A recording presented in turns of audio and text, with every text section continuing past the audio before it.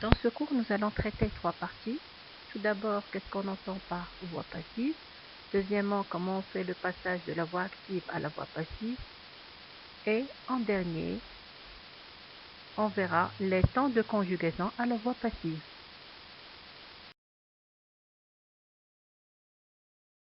Alors, qu'est-ce qu'on entend par voix active ou bien voix passive?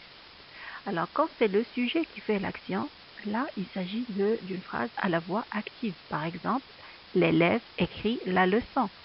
Donc, l'action, elle est faite par l'élève qui est le sujet de la phrase. Donc, dans ce cas-là, c'est la voix active. Par contre, dans l'exemple suivant, qui est la leçon est écrite par l'élève, le sujet subit l'action. Dans ce cas-là, la phrase est à la voix passive.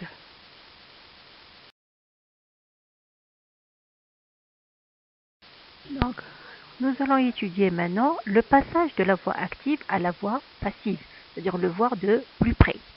Pour transformer une phrase de la voix active à la voix passive, on doit passer par trois étapes. La première étape consiste à transformer le complément d'objet direct en sujet. Comme vous le remarquez, dans l'exemple de la phrase active, vous avez le facteur distribue le courrier. Il distribue quoi? Le courrier. Donc le courrier, ça constitue le complément d'objet direct. Alors, ce complément d'objet direct, dans la voix passive, il va devenir le sujet.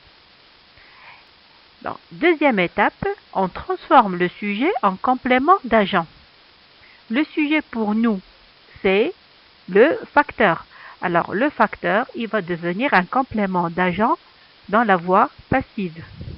Maintenant, au niveau du verbe, remarquez que le verbe utilisé dans la voix active, c'est le verbe distribuer au présent.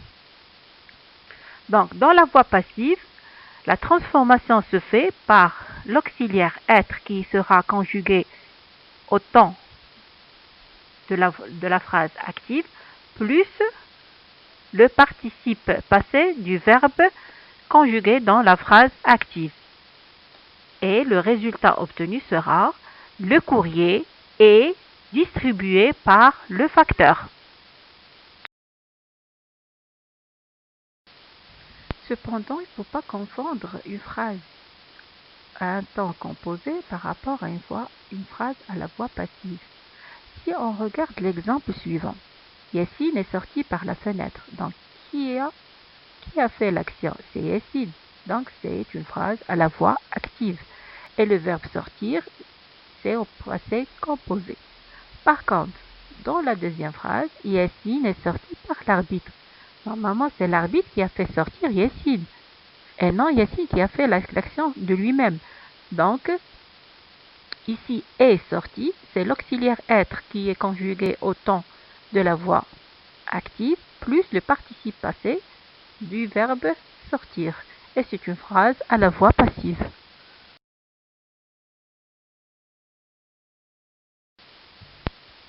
Qui dit la voix passive, automatiquement, il faut voir des temps de conjugaison dans ce type de phrase qui est la voix passive. Donc, on a dit pour la voix passive, il y a l'auxiliaire être qui est conjugué au temps du verbe à la voix active et qui est toujours suivi du participe passé du verbe conjugué. On verra par la suite, à travers un tableau, les temps dans la voix active et comment ils sont transformés dans la voix passive. Donc, vous avez ici la même phrase qui est conjuguée dans différents temps à la voix active et on verra comment ça se passe au niveau de la voix passive. Si on prend le premier exemple, les enfants chantent ce refrain. Donc là, c'est une forme active puisque ce sont les enfants qui chantent. Alors, le verbe chanter, il est conjugué au présent de l'indicatif. Si on veut faire la transformation, automatiquement, ce refrain, ça constitue le complément d'objet direct et il va devenir, bien sûr, le sujet de la voix passive.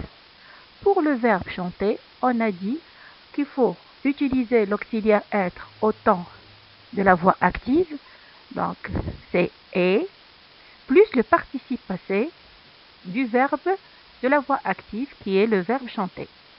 Et ça devient ce refrain est chanté par les enfants. Si on conjugue la phrase au passé composé, donc les enfants ont chanté ce refrain. Donc, puisque c'est le passé composé, il faut conjuguer l'auxiliaire être au passé composé plus le participe passé du verbe chanter dans la voix passive. Et ça devient ce refrain a été chanté par les enfants. Pour l'imparfait, les enfants chantaient ce refrain. Donc, l'auxiliaire être il sera conjugué à l'imparfait plus le participe passé. Et ça devient ce refrain était chanté par les enfants.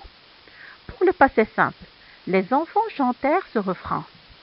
Ce refrain fut. Donc fut, c'est l'auxiliaire être au passé simple, plus le participe passé du verbe chanter par les enfants. Le futur simple. Les enfants chanteront ce refrain.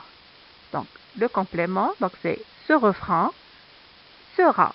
Sera, c'est l'auxiliaire être au futur, le temps qui est utilisé dans la voix active, plus le participe du verbe chanter par les enfants.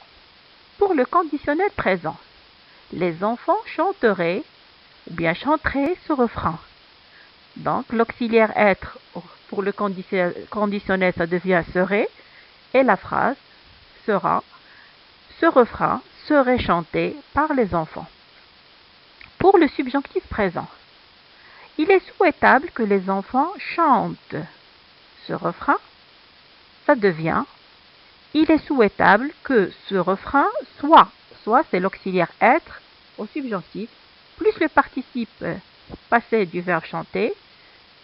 Donc ça devient. Il est souhaitable que ce refrain soit chanté par les enfants.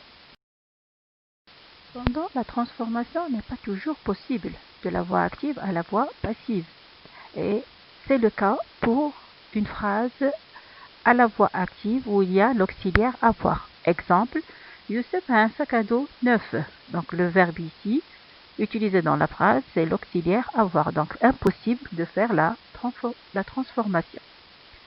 Donc, il y a aussi quand une phrase à la voix active contient un pronom sujet.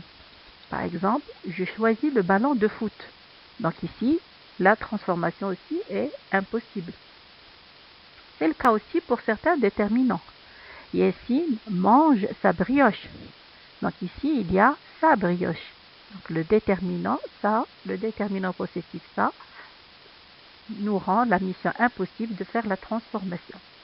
Et en dernier, quand le verbe, il est utilisé au sens figuré. Par exemple, cette affaire regarde le patron. Ici, le verbe regarder n'est pas au sens propre, mais au sens figuré. Donc, impossible de faire la transformation. À la fin de ce cours, je tiens à vous faire remarquer que seules les phrases actives qui contiennent un complément d'objet direct qui peuvent être transformées en phrases passives. Ça, c'est d'une part. D'autre part, pour repasser à la voix active, il suffit de réaliser l'opération inverse. Merci.